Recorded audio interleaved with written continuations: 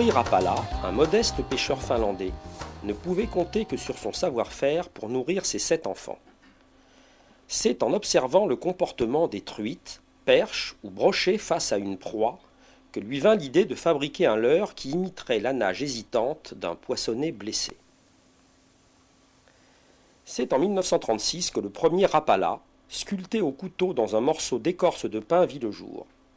Immédiatement, ce leurre prit du poisson, et pour satisfaire la demande de ses amis pêcheurs, Lauri dut démarrer une petite production artisanale. Il ne se doutait pas qu'un demi-siècle plus tard, ses fils dépasseraient allègrement le cap des 200 millions de Rapala vendus. L'usine principale est toujours située en Finlande, au bord du lac où Lauri Rapala fit nager son premier poisson nageur. Les premiers Rapala étaient fabriqués en écorce de pin.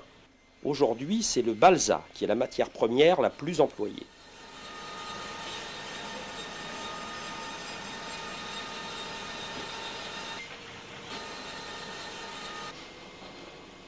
L'armature métallique interne en acier inoxydable est très précisément positionnée à la main sur chaque modèle avant d'être collée.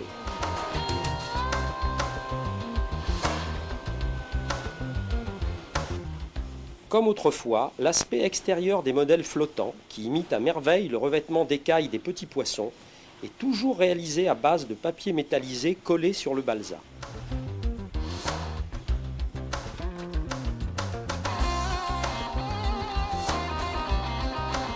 Le signal œil, si important dans les séquences d'attaque des prédateurs, est tout particulièrement soigné.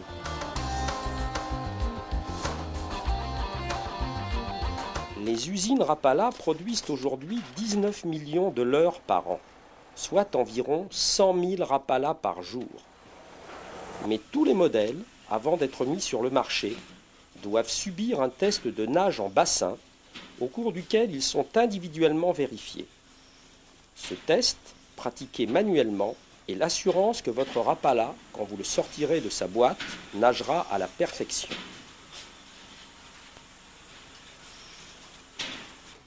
La gamme Rapala offre aujourd'hui dans les différents modèles, tailles et couleurs plus de 1000 leurres différents. Depuis 1936, plus de 200 millions de Rapala ont été vendus dans plus de 130 pays à travers le monde. La statue en bronze que ses concitoyens ont érigée sur la place du village natal de Lauri est là pour perpétuer la légende et la faire entrer dans le 3e millénaire.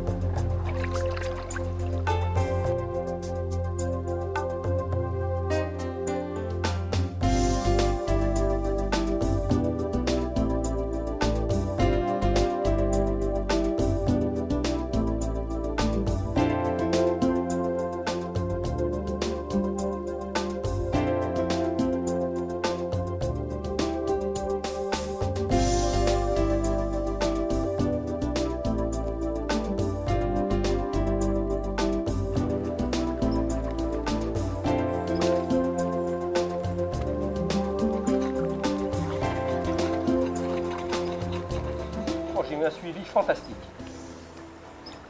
Il y a une très grosse truite. Malheureusement, j'avais pris un peu de salade. Très beau poisson. Poisson de plus du kilo, c'est certain. Vu la vague qu'il a fait quand il est venu sur le Rapala, je pense malheureusement pas qu'elle revienne. Elle ne l'a pas pris tout de suite et au bout d'1,50 m.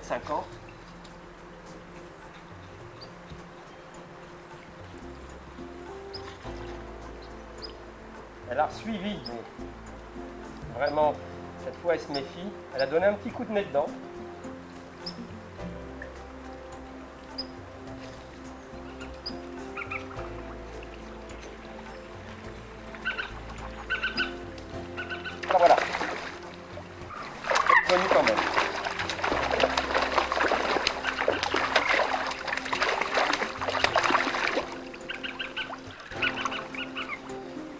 Elle n'est pas si grosse que je croyais. Enfin, c'est un joli poisson.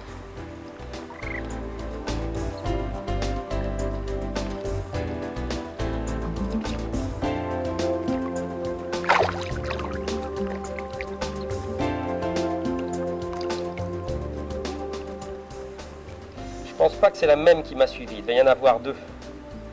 On est en fin de saison et les truites sont souvent déjà... On n'est pas loin des frayères, elles sont déjà ensemble. À mon avis, il y avait le mâle et j'ai pris la femelle.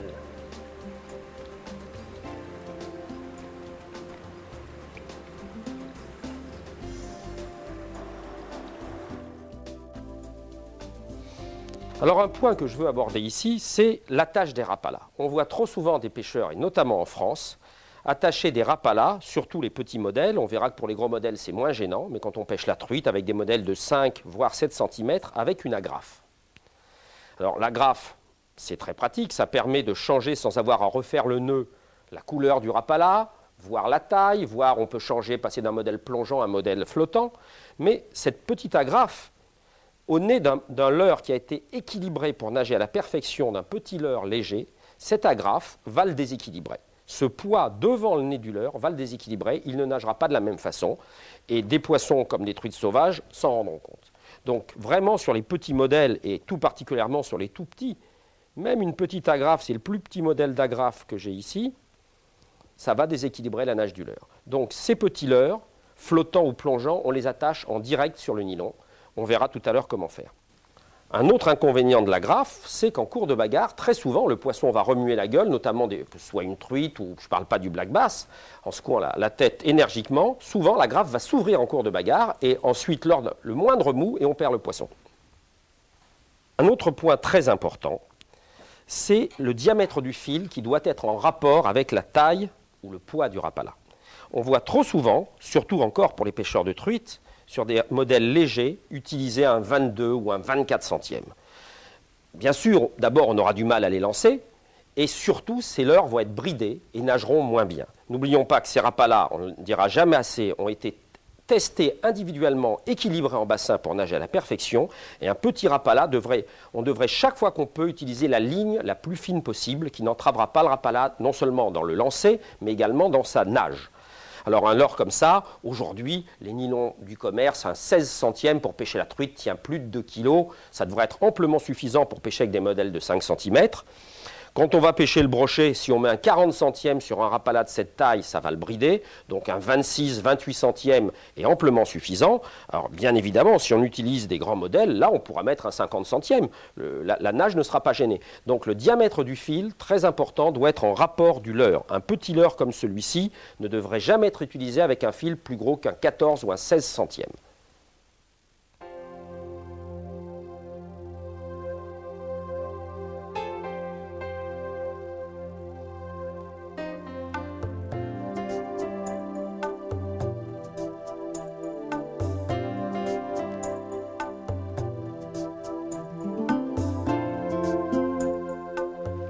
Suivi et bien sûr dès que j'ai accéléré j'ai pris de l'herbe.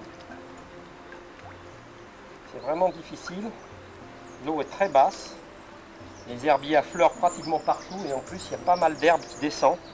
Il y a un voisin au-dessus qui doit focarder.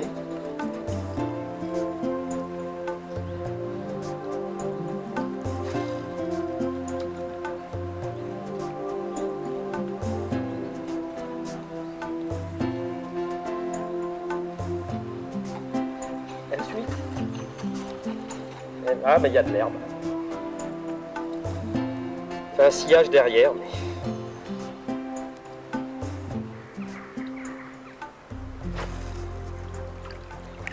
Alors là, dans cette eau très basse, avec des poissons très méfiants, il faut essayer de lancer le plus loin possible et de donner des petits coups de fion, faire nager le rapala comme un verron blessé au-dessus des herbiers.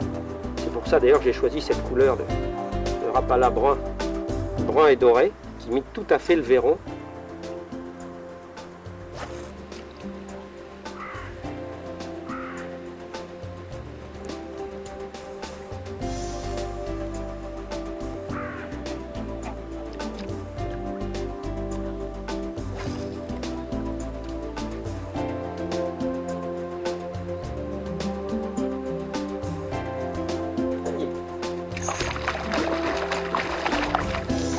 sur moi, non, ça t'en a plein de ça.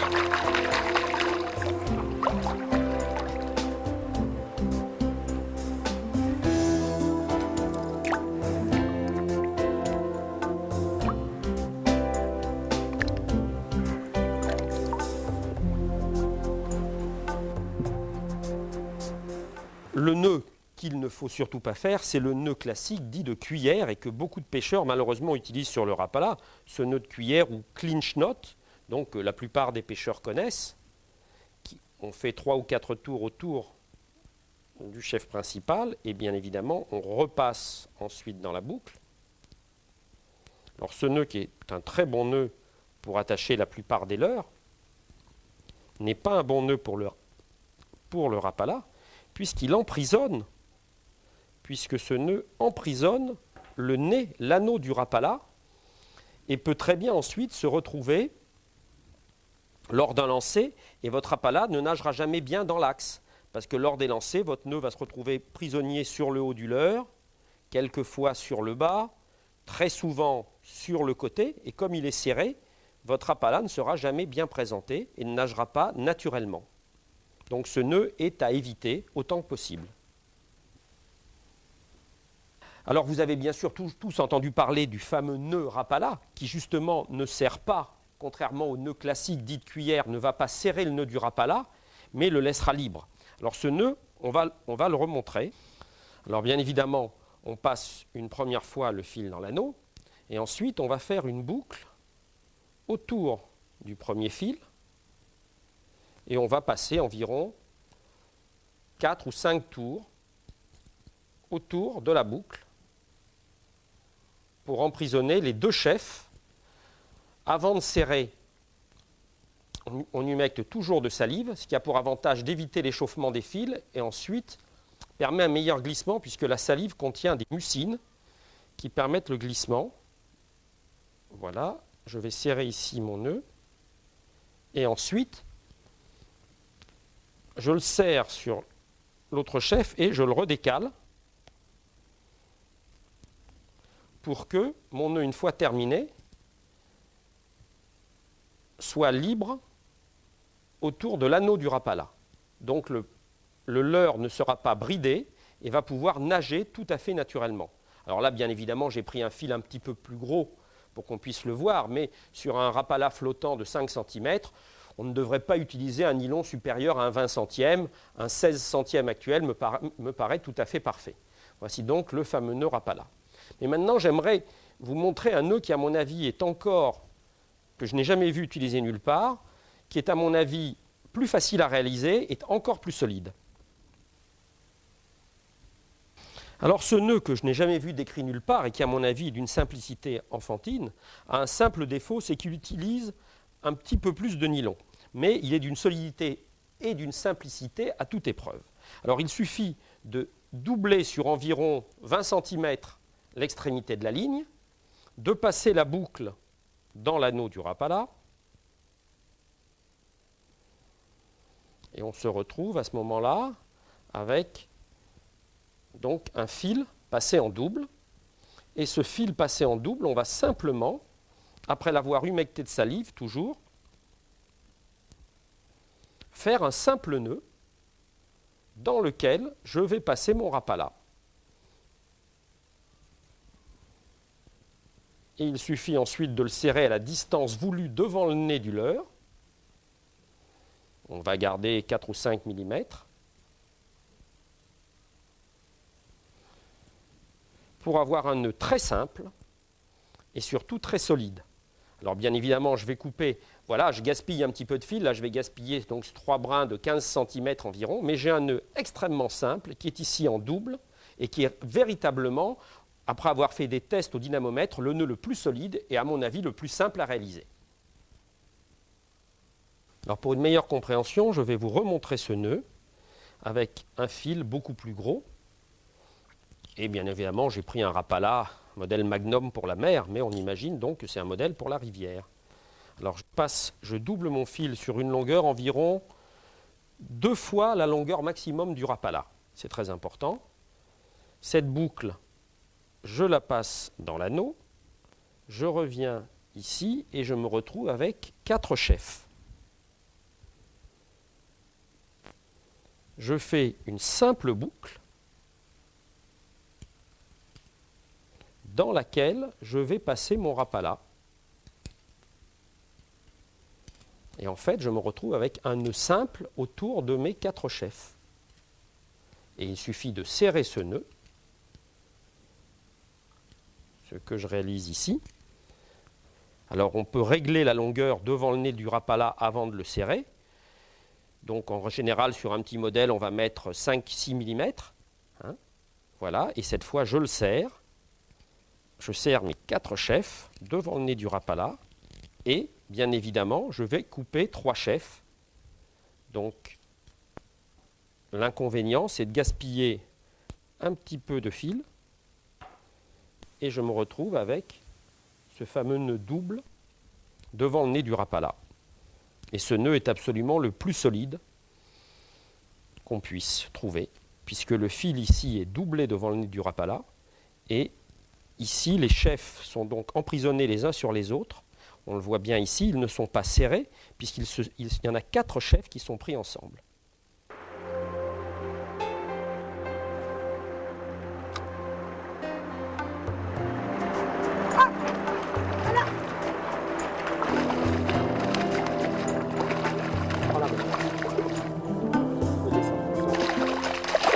C'est une vraie sauvage. Hein. Ah oui, elle est belle.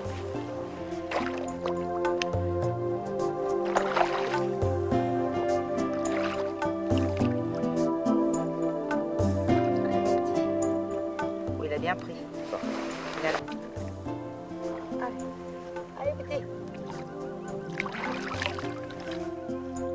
Ah, il est rentré.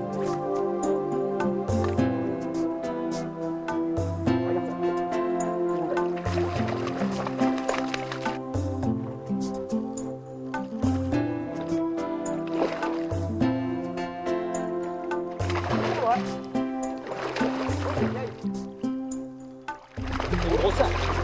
Belle arc-en-ciel.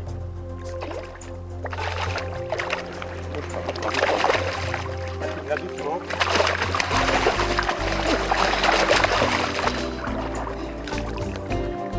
Attention. Oh, qu'est-ce qu'elle est belle. Et voilà, c'est comme on voulait.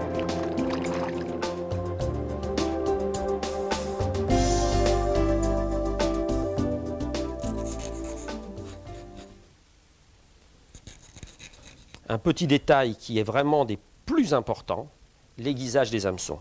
Bien que les rapalas, quand vous les achetez, soient équipés des meilleurs hameçons possibles, ces hameçons ne sont pas affûtés comme ils pourraient l'être.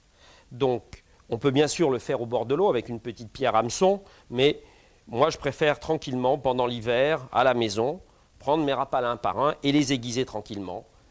Alors, très important, le sens d'affûtage de l'hameçon, on va le faire d'arrière en avant. Et avec un angle d'environ 30 à 40 degrés.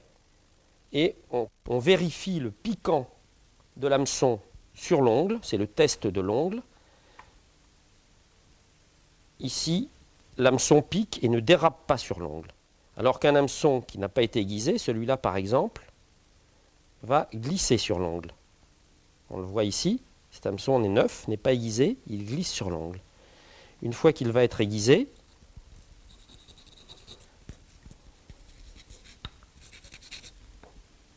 cet hameçon va accrocher sur l'ongle. L'affûtage des hameçons est, à mon avis, une chose primordiale, parce que le ferrage n'intervient pas toujours dans des bonnes conditions. Quand on pêche avec du nylon, un ferrage à plus de 15 mètres, 20 mètres, comme c'est souvent le cas, l'élasticité du nylon qui est au moins 20%, donc le ferrage ne va pas être, surtout sur des fils fins, ne va pas être très efficace. Alors que si vos hameçons sont bien aiguisés, le poisson très souvent se ferra de lui-même par la simple pression des mâchoires sur le leurre qui va permettre à la pointe de pénétrer.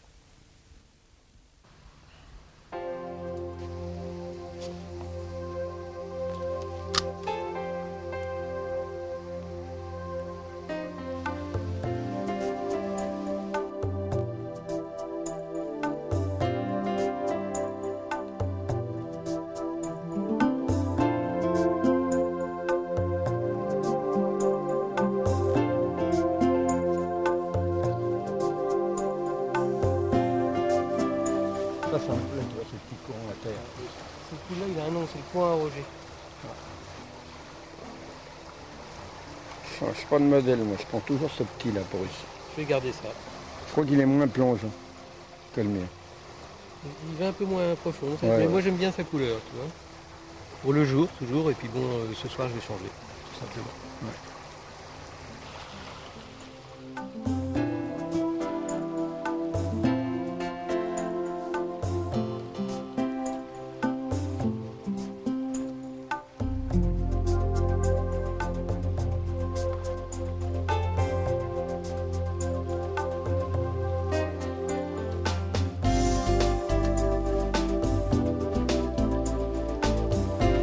J'ai découvert le Rapala donc sur la Touques surtout. Bon, je connaissais ce leurre-là quand même de tout temps parce que c'est quand même un leurre qui marche pour tous les poissons. Et sur la Touques, on était avec un ami, on pêchait, on avait des suivis au Véron, donc on pêchait au Véron et pour nous on était sûr d'avoir le leurre le meilleur possible. Et puis quand on n'a plus de Véron, eh bien on a vu un type qui pêchait au Rapala et qui avait deux magnifiques truites dans le dos et qui nous a expliqué que finalement lui il s'embêtait plus, il pêchait uniquement au Rapala. Et puis bon, c'était un type sympa quoi, je veux dire. On l'a cru sur parole. On est allé à, je crois que c'était à Dives-sur-Mer parce qu'on n'avait pas de Rapala sur nous. Et on a pris 3-4 Rapala et on a pris des truites de mer aussitôt. Donc on était convaincus très très très rapidement. Hein. Et depuis, je crois que sur la Touque, c'est vraiment le leurre roi. Hein. On en trouve même dans les arbres. J'insiste un petit peu cette place-là parce que j'ai des bons souvenirs et je dirais des souvenirs très récents. Puisque dimanche dernier, j'ai fait ici, là, en peut-être 15 mètres, j'ai fait deux superbes truites de mer. Donc, une d'1,8 kg et une de 7 livres. Et j'aurais tendance à penser que finalement, il y en a d'autres dans le pool, quoi. Hein. Le meilleur de mes Rapala, je dirais, mais je ne sais pas si ça venait du Rapala lui-même, m'a fait prendre 29 truites de mer, donc, dont ici la 29e. Donc j'ai trouvé que c'était un leurre très économique finalement. Prendre 29 poissons avec un leurre, je crois qu'on ne peut pas faire mieux, quoi.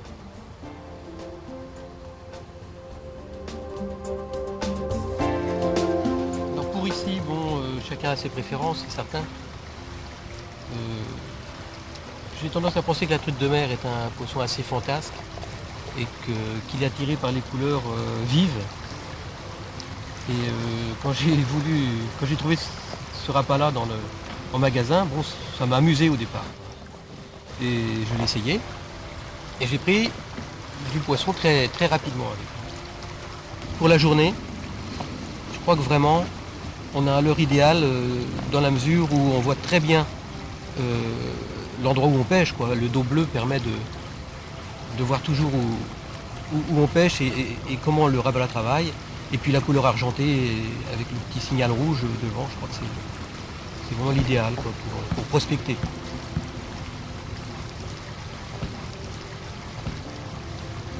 J'utilise aussi donc le modèle Véron, qui a vraiment une couleur intéressante, je trouve. C'est vraiment une réussite. Hein. Dans l'eau, encore beaucoup plus, je crois, quand on le voit nager que quand on le tient dans la main. Donc je crois que pour des truites assez sélectives, dans les endroits où il y a des Vérons, c'est vraiment, ça peut faire la différence.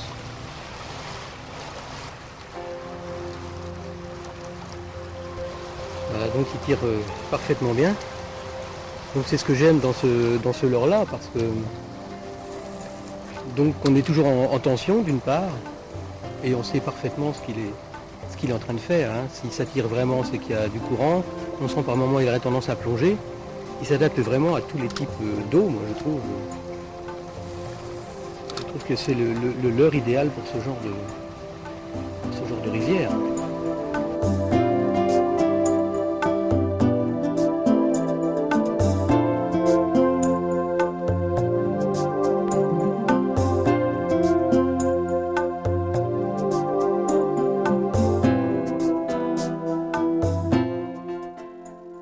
Touche magnifique, 2 coups de tête, gros poisson, et puis on voit aussi là.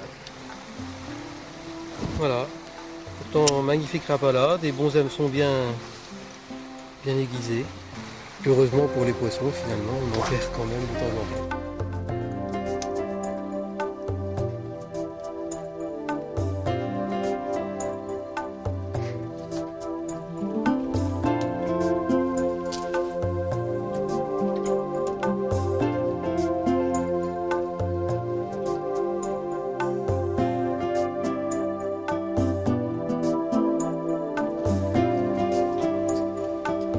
En étang, là où les deux espèces cohabitent, les perches se montrent souvent intéressées par des leurres de grande taille destinés au brochet.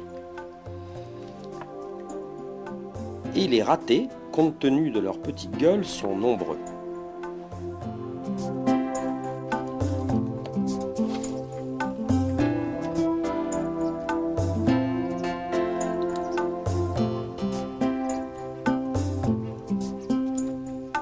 Un modèle un peu plus petit, que l'on travaillera par brusque accélération, donnera pour les belles zébrées de bien meilleurs résultats.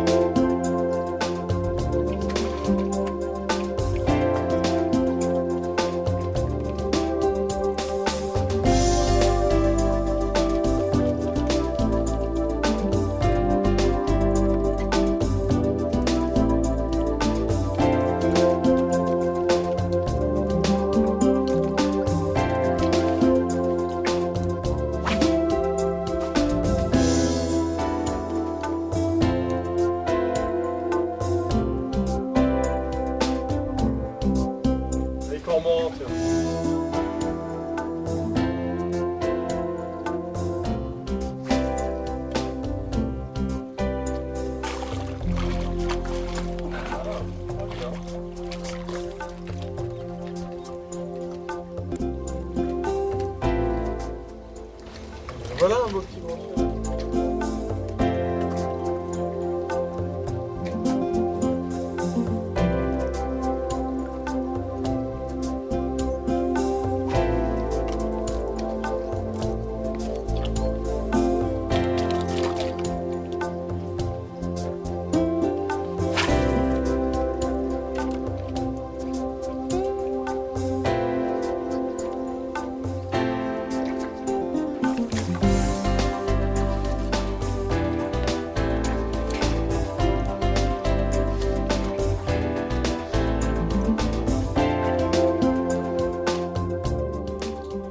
Une autre belle perche a été ferrée.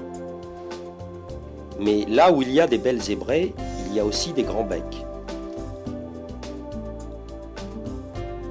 Et ce brochet de plus de 30 livres s'est dit qu'une perche déjà prise sur un rapala valait mieux que 2 tuloras.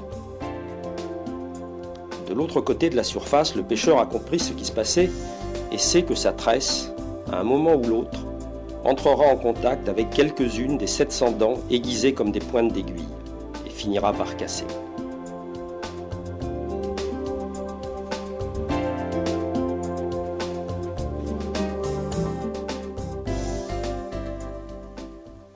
Le type de nage maintenant du rapala va essentiellement dépendre de sa bavette. Alors là, j'ai 2 rapalas identiques, ce sont des chadrapes. Un qui va évoluer à très faible profondeur, c'est le shallow runner, donc celui qui nage près de la surface. Et là, j'ai le grand plongeur, le deep diver.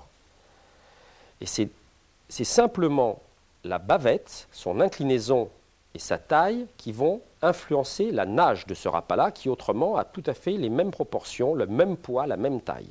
Il y en a un qui ne descendra pas à plus de 50 cm sous la surface, celui-ci, alors que celui-là peut descendre jusqu'à 3,50 m, 4 mètres, si on arrive à mouliner suffisamment rapidement au départ pour le faire plonger. Alors qu'est-ce qu'on remarque ici? Un rapala qui va rester près de la surface a une bavette très inclinée.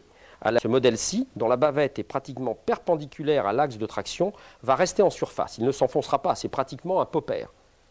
Au contraire, un modèle dont la bavette est pratiquement non plus perpendiculaire, mais pratiquement dans l'axe de la traction, plus la bavette sera dans l'axe de la traction, plus lors de la traction, le rapala va plonger, puisque la pression de l'eau va appuyer sur cette bavette et va le faire descendre vers le fond. Donc, il est facile de repérer, quand on les a sortis de leur boîte d'origine, où bien sûr c'est indiqué, si on a affaire à un rapala plongeant ou un rapala nageant près de la surface. Chaque fois qu'on aura une bavette dans l'axe du corps, rapala plongeant, chaque fois qu'on aura une bavette pratiquement perpendiculaire, légèrement inclinée, rapala qui va évoluer peu profondément, et quand on aura des bavettes comme ici, intermédiaires, on aura un rapala qui va nager à mi-hauteur. Donc selon l'inclinaison de la bavette et sa taille, on saura déjà si on a affaire à un rapala évoluant près de la surface ou près du fond. Alors c'est très important bien évidemment, parce que certains prédateurs, à certains moments, ne chassent que près du fond, à d'autres moments, en fonction essentiellement de la température de l'eau, mais également d'autres facteurs, vont au contraire chasser en surface. Donc il ne servira à rien, dans un grand plan d'eau de 5 ou 6 mètres de profondeur moyenne, de chercher à prendre les cendres, qui sont souvent des poissons de fond, ou les brochets, qui vont se tenir à ce moment-là de la saison ou à ce moment-là de la journée sur le fond, à les chercher avec un leurre qui, quoi qu'on fasse, ne descendra pas à plus de 50 cm sous la surface, à moins de le plomber bien évidemment. Mais enfin, autant pêcher avec des rapalas qui à ce moment-là, des grands plongeurs, soit les nouveaux Ristorap. Alors eux, voilà certainement un des modèles les plus plongeants rapidement. Les grands, on en voit deux ici, on voit ici deux modèles très plongeants, avec des bavettes qui sont pratiquement dans l'axe du corps. Alors autre très gros avantage de ces rapalas grands plongeurs, ici le fameux Fatrap grand plongeur, c'est que ces leurres, quand on pêche sous 3 ou 4, voire 5 mètres d'eau, puisqu'ils peuvent descendre à cette profondeur sans adjonction de plomb, il y a bien évidemment des obstacles immergés qu'on ne va pas voir, soit des rochers, soit souvent dans les étangs ou dans les grands fleuves, des arbres que les crues ont entraînés. Mais paradoxalement, ces leurres ont très peu de chances de s'accrocher dans des obstacles, parce que leur bavette, très longue, va les protéger. Sur le fond, si on tape le fond, on se rend compte que les hameçons sont très loin du fond, les deux hameçons, et on se rend compte à ce moment-là qu'on a touché le fond, on remonte un peu comme ils sont flottants, ils remontent de quelques centimètres, et on va pouvoir pêcher exactement comme on pêcherait au poisson mort manié. Et à chaque fois que la bavette va toucher le fond, elle va faire un petit nuage de sable ou de gravier, et ça c'est très excitant pour les prédateurs, c'est souvent ce petit nuage de sable que la bavette va soulever sur le fond qui va déclencher l'attaque. Et si je vais mettre ce morceau de bois qui peut imiter une branche d'arbre, quand ce rapala descend, va toucher l'arbre, c'est pareil, sur une branche, sur un tronc d'arbre, les hameçons sont toujours très loin, et à ce moment-là, le pêcheur qui pêche, un bon pêcheur de rapala, doit en permanence sentir les vibrations de son leurre, ce qu'on ne peut pas faire avec une cuillère ondulante, par exemple, ou une cuillère tournante. Et dès qu'on tape, immédiatement, on relâche, et on va passer au-dessus de l'obstacle, on relâche de 2-3 secondes, le rapala remonte en se dandinant, et on va passer derrière l'obstacle. Et très souvent, les prédateurs, bien évidemment, vont être embusqués.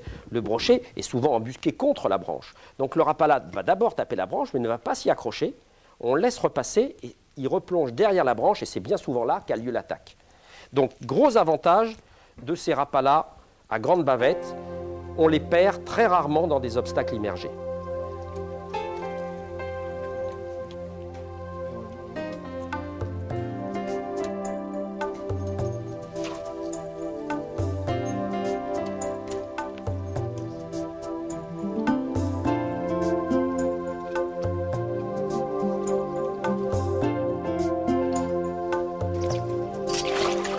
Oh oui,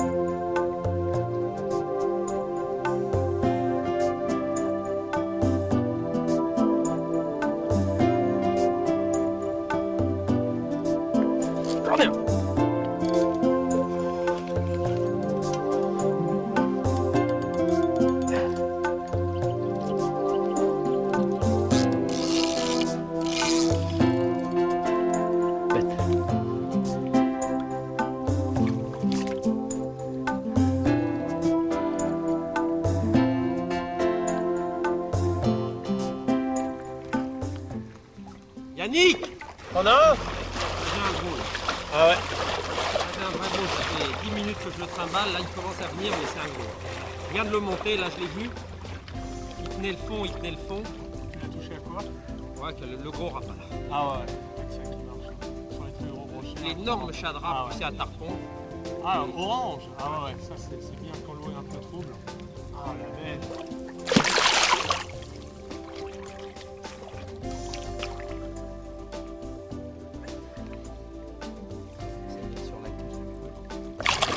Bon, on va essayer de le prendre à la main. Amène-le moi. Voilà. Ouais, ces Rapala, les nouveaux, là, ces couleurs carassin, c'est vraiment extraordinaire. Ouais, ce matin, j'ai pas, Légèrement doré en plus. j'ai pas tapé beaucoup de petits, mais alors je voulais un gros. Hein. Elle là. J'entends son cœur battre. Grosse femelle. Ouais. Là, elle a dû en manger des broches. Ah, c'est sûr.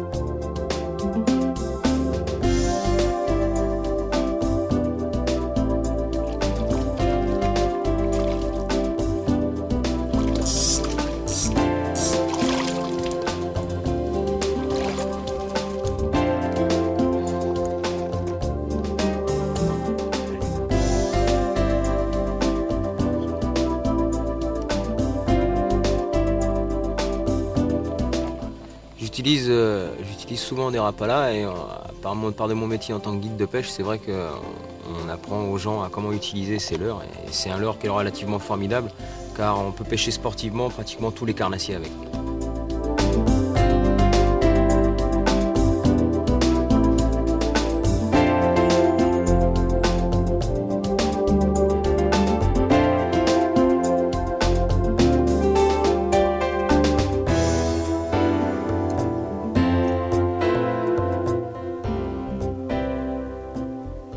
Alors les derniers nés de la gamme, qui eux ne sont pas à proprement parler des poissons nageurs, ce sont plutôt des poppers, bien qu'en surface ce sont les skitter pop.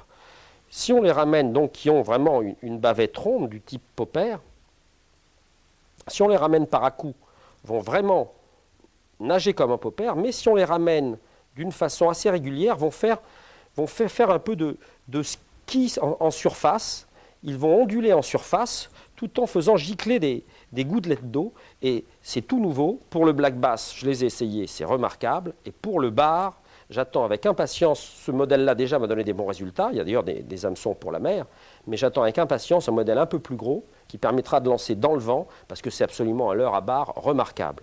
Alors les nouvelles couleurs également, ces couleurs sont absolument fantastiques, avec les dessins des nageoires, le détail des écailles, qui est fait maintenant par ordinateur, j'imagine.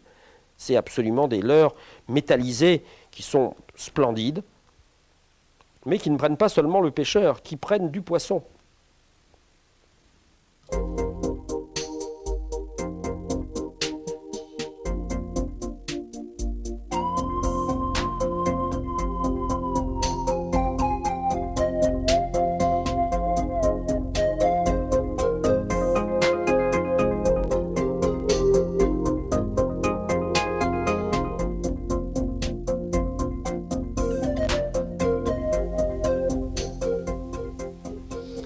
Alors, autre point très important, le plombage des rapalas. Alors, ce qu'on voit encore faire trop souvent, un plombage devant le nez des poissons. Alors ça, c'est à prohiber absolument, parce que ça va complètement gêner la nage du leurre. Quand on doit plomber les rapalas, l'idéal, bien évidemment, c'est d'utiliser des motels plongeants, qui sont eux-mêmes déjà plombés. Mais si l'on veut, dans certains cas très spécifiques, utiliser des modèles flottants que l'on va plomber, on verra pourquoi, il faut les plomber à distance, au minimum, quand on doit plomber ici avec des chevrotines fendues, à 60-80 cm au devant du leurre. Le premier plomb ne devrait pas être à moins de 80 cm devant le leurre. C'est vraiment une distance minimale. Parce qu'un plomb trop près de ces leurres, qui sont donc très bien équilibrés, va complètement gêner. Le rapala ne pourra plus vibrer naturellement, va très mal nager et les poissons s'en rendront compte. Alors un plomb que j'aime beaucoup, personnellement, qu'on voit très peu souvent utilisé en France, c'est le plomb jardine, notamment pour pêcher au lancer, mais également quand on veut pêcher à la traîne. Alors ce plomb jardine est très facile à installer sur la ligne. Il n'abîme pas le fil. Alors il y en a de différentes tailles, différents grammages.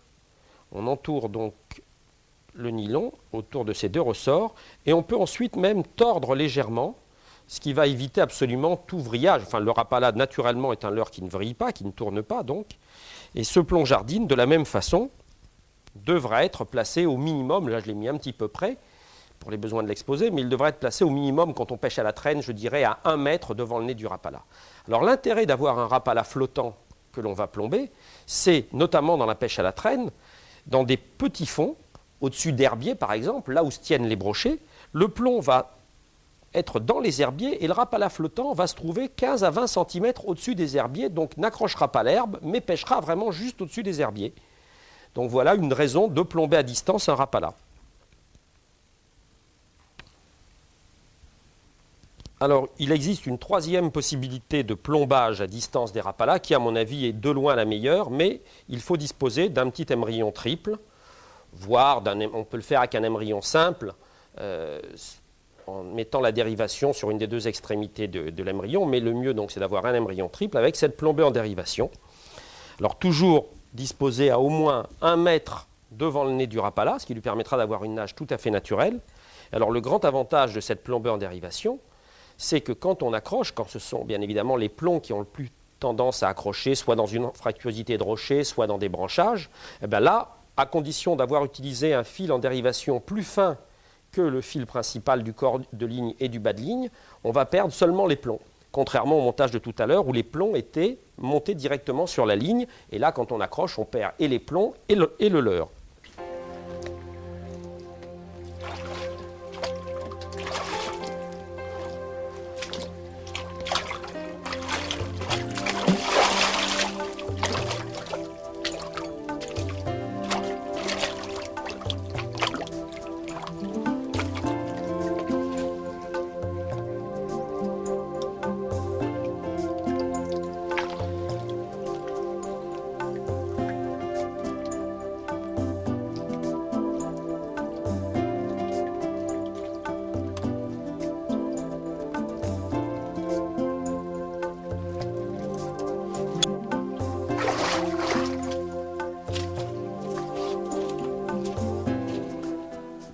Alors, un des grands dilemmes de nombreux pêcheurs, c'est quelle couleur choisir. Et effectivement, quand on voit la gamme de couleurs que nous propose, de coloris, d'imitation même, que nous propose la maison Rapala, un pêcheur novice peut être un peu embêté.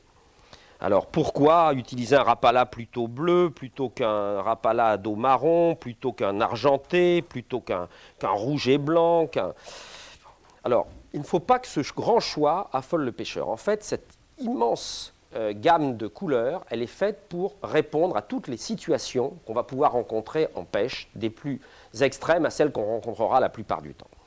Et toutes les couleurs prendront du poisson. N'oublions pas que les poissons prédateurs, les poissons carnassiers que nous allons rechercher aussi bien en rivière qu'en mer, sont avant tout des chasseurs visuels. Effectivement, en eau trouble, ils pourront s'orienter par la ligne latérale et reconnaître un leurre. Mais en eau claire, la plupart du temps, ces poissons vont répondre à des stimuli visuels. Et c'est pour ça que la couleur est très importante. Alors, il ne faut pas s'affoler parce qu'effectivement, quelle couleur choisir? Dans la gamme Rapala aujourd'hui, il y a des dizaines et des dizaines de couleurs différentes. Il y a quelques règles simples à bien connaître pour nous y retrouver.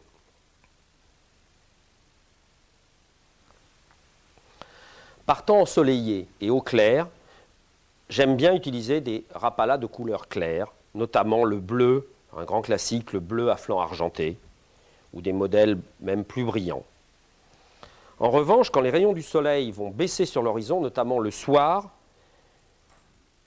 le doré, à mon avis, le dos noir ou brun à flanc doré, est vraiment le modèle pour les poissons très chasseurs, prédateurs visuels, comme la truite ou la perche, sont à mon avis beaucoup plus prenants. Et il ne faut pas nous étonner, la rétine des poissons est très sensible bien sûr, mais également très voisine de celle des humains. Et les ophtalmologistes se sont rendus compte, de même que les impressionnistes, c'est ce qu'on appelle l'effet Purkinje, que certaines couleurs, le bleu notamment, paraissaient beaucoup plus éclatants le matin, alors que l'orangé paraissait beaucoup plus vif le soir. Et on s'est rendu compte que l'argenté reflète beaucoup plus les couleurs proches du bleu dans le spectre, alors que le doré reflète beaucoup plus l'orangé. Donc, plutôt des couleurs doré le soir et des couleurs argentées le matin. Ça, c'est une règle de base qui vaut ce qu'elle vaut, bien sûr. On pourra toujours prendre des poissons en pêchant avec du doré le matin. Mais enfin, je pense que c'est une bonne règle de base. Alors, après, en eau profonde, il faut se rappeler qu'en dessous de 3-4 mètres, pratiquement toutes les couleurs sont absorbées. La lumière solaire est absorbée et pratiquement tout devient bleu. C'est le monde du silence où tout paraît bleu. Donc la couleur, quand on va pêcher profondément, notamment en mer ou en lac, même si l'eau est très très claire, la couleur qui persistera le plus longtemps sera le bleu ou le vert. Quand on va pêcher maintenant dans des eaux de crue, des eaux sales, rappelons-nous que ce sont les couleurs sombres, contrairement à ce qu'on pourrait penser, ce sont les couleurs sombres qui vont se voir le mieux. Le Rapala le plus brillant ne se verra pas dans une eau très sale, au contraire, un Rapala très sombre sera ce qui se verra le mieux. Et aujourd'hui, on a la chance de disposer de couleurs fluo, notamment ce qu'on appelle le chartreuse, qui est absolument remarquable en eau sale. Autre règle importante, les règles d'imitation. Alors, et ça, chez Rapala, c'est très important, parce qu'on a aujourd'hui, on dispose d'imitations absolument extraordinaires de réalisme, notamment les imitations de truitelles. Les pêcheurs savent que la truite est tout à fait cannibale, et quand il n'y a pas de vairons, elle n'hésitera pas à taper dans les truitelles de l'année. Donc ces imitations de truitelles, ces imitations de perchettes seront vraiment utilisées en fonction, chaque fois, que le principal poisson fourrage sera celui qu'on cherchera à imiter. Alors là, la gamme est absolument immense, puisqu'on a des imitations de gardons qui sont, les nouvelles imitations de gardons sont tout à fait magnifiques, avec le dessous des nageoires rouges, les écailles, les imitations d'alose. Je ne sais pas si j'en ai sur cette table. Voilà un chat, une imitation d'alose. Non, là voilà l'alose avec sa tache noire. Ces imitations réalistes sont donc, elles, à utiliser chaque fois qu'on connaîtra le poisson fourrage préféré. Et c'est très important parce que dans certains plans d'eau, les truites ou les brochets vont se spécialiser sur une nourriture bien déterminée. Pour rester dans les couleurs, nous allons maintenant parler de couleurs qui, elles, ne sont absolument ni imitatives, ni très réalistes. Parce que nulle part, ni dans l'océan, ni dans les rivières, vous trouverez des poissons des poissons fourrages qui ressemblent à ça. Et aussi bien en mer, pour le bar notamment, je ne parle pas des poissons tropicaux, puisque ces couleurs sont très connues des pêcheurs qui pêchent en Afrique ou dans la mer des Caraïbes et autres, mais en France, sur les côtes européennes, pour la pêche du bar, en étang pour la pêche du brochet, le rouge et blanc, pour moi, est un leurre magique. Alors là, ça n'imite rien. Certainement, ça va déclencher l'agressivité du carnassier, mais c'est absolument un leurre qu'il faut toujours avoir dans sa boîte. De même que les leurres orangés, qui eux non plus, ces leurres fluo orangés qu'on appelle les tigers, les tigres, n'imitent absolument rien de ce qui existe dans la nature, mais certainement, au moment de la fraie, beaucoup de poissons, les salmonidés en particulier, se parent de couleur orangée et sûrement l'attaque à ce moment-là se fait non pas vis-à-vis d'une proie, mais vis-à-vis d'un concurrent. Et très souvent, quand on pêche avec des leurres orangés, chez les salmonidés, on prend des truites mâles, donc des truites qui vont essayer de se débarrasser d'un concurrent. Donc il faut savoir en fonction du moment, plus on approche du moment de la fraie, mettre des couleurs orangées, voire carrément des modèles orange, dans des petites tailles pour la truite, mais certainement que le modèle carassin sera à ce moment-là aussi remarquable. Mais les modèles carrément orangés, fluo, sont remarquables quand on approche du moment de la fraie. Et là, certainement, l'attaque se fait par concurrence.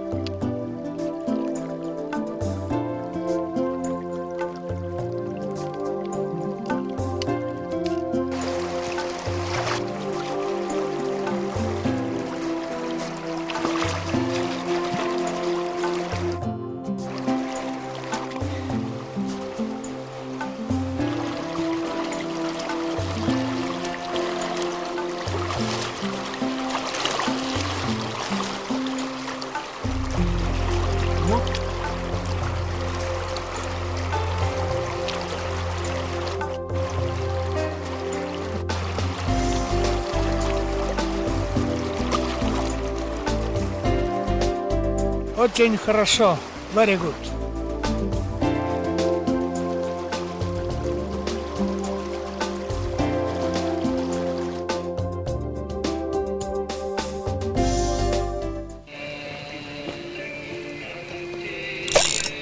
Poisson.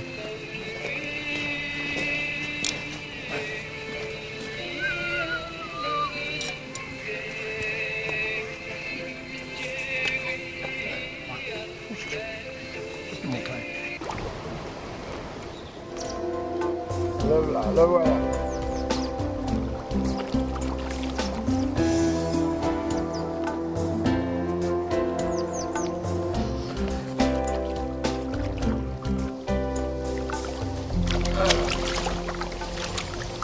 Il est pris des deux côtés, c'est pour ça qu'à la fin il défend de moi. Aïe, merde! Il m'a bouffé le dos. Il y a ça là.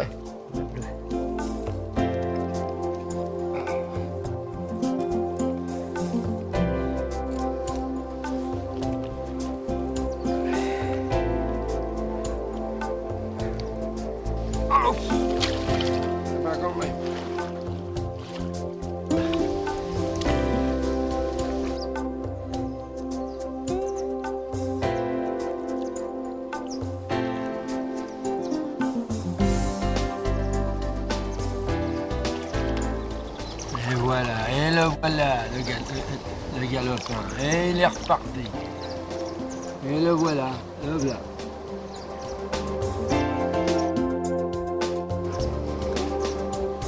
Il risque pas d'être repêché un jour parce que personne pêche là, il n'y a pas un hanneton.